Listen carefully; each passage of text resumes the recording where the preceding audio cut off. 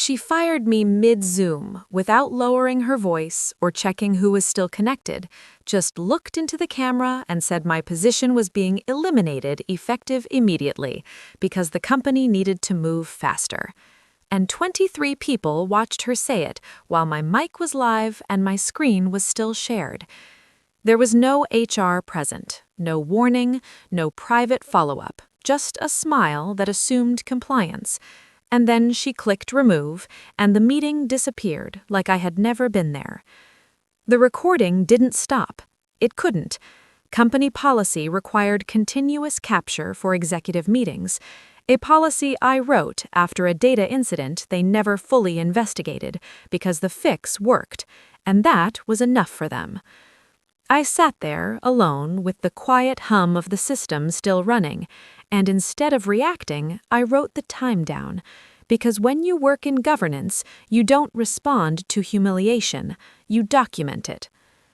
The termination email arrived minutes later, carefully drafted, effective immediately, access to be revoked, appreciation for my contributions, language polished to sound final. It wasn't. There was no mention of data controller transfer, no interim designation, no regulator notice, no client communication, just momentum and confidence. They were moving fast, and speed always exposes structure. Access began dropping in sequence, email first, then Slack, then internal dashboards, the visible layers everyone assumes are control. The core systems stayed untouched. Authority isn't a login, and law doesn't respond to IT tickets. When she called me redundant, she thought she was describing cost. What she actually did was remove the only legally named data controller across 3 jurisdictions without replacing it. I closed the laptop and waited, because systems like that don't fail loudly, they collect evidence first. They believed data control was technical, admin rights and credentials you can disable with a checklist.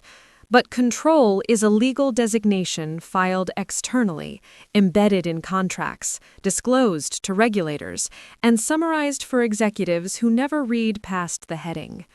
My name was still there, sole controller, and until that changed, nothing important could move cleanly, not exports, not audits, not incident responses. Late morning, the first request stalled, a routine enterprise data export under a long-standing contract that normally cleared automatically, but didn't because no controller acknowledgement was logged. Another followed, then another, each one escalating internally, quietly at first, because no one wants to be the person who says something fundamental is broken. By early afternoon, sales noticed deals freezing mid-process. Legal noticed unfamiliar access patterns on the compliance portal, and someone tried to assign a new controller retroactively. The system rejected it. Responsibility can't be backdated. That isn't a bug, it's the safeguard. That's when my phone started ringing. Unknown numbers, polite emails asking me to assist with the transition. Language framed as cooperation, urgency masked as professionalism. There was still no apology and no acknowledgement of the termination itself, just the assumption that proximity would override procedure. I replied once, one sentence. I stated I was no longer employed and that all legal communication should be directed through counsel. I didn't warn them, I didn't explain consequences. The structure didn't need my voice. It already had the timestamps. By the end of the day, meetings were happening off-calendar, side channels replaced process, and the quiet realization spread that something critical had not been handed over. The next morning, it surfaced where companies fear it most. Not social media, not headlines, but filings. A carefully worded disclosure appeared referencing a temporary compliance interruption. Analysts noticed immediately. Temporary never means small. She called me directly this time. No HR, no script. Urgency wrapped in control. asking if we could resolve this quickly. I asked one question, whether she had formally transferred data controller responsibility. The pause answered it. I explained without emotion that terminating a controller without reassignment invalidated processing authority, that every hour increased exposure, that clients were already documenting failures independently, and that regulators do not accept ignorance as mitigation. She asked what I wanted.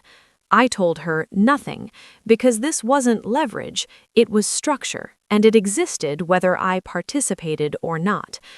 They offered consulting fees, then reinstatement, then public correction, but timestamps don't negotiate, and systems like this only move forward.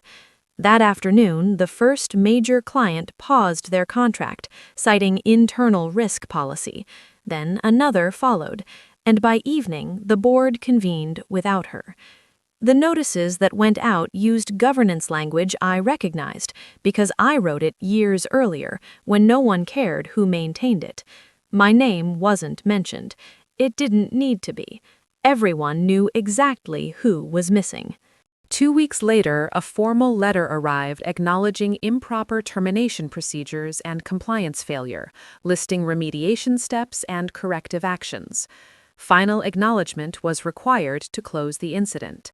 My name was still there, unchanged, exactly as it had been before the call. I read every line before signing, not out of satisfaction, but because details matter. When I signed, the file closed. She resigned the same day for personal reasons. The board announced a governance overhaul. External consultants were hired to explain systems I had already built. Internal memos praised transparency in language carefully designed to avoid responsibility. I archived the timestamps, updated my records, and moved on. They didn't lose control because of me. They lost it because they forgot that some roles don't disappear when the camera turns off. Some responsibilities remain until the law says otherwise, and the law doesn't forget.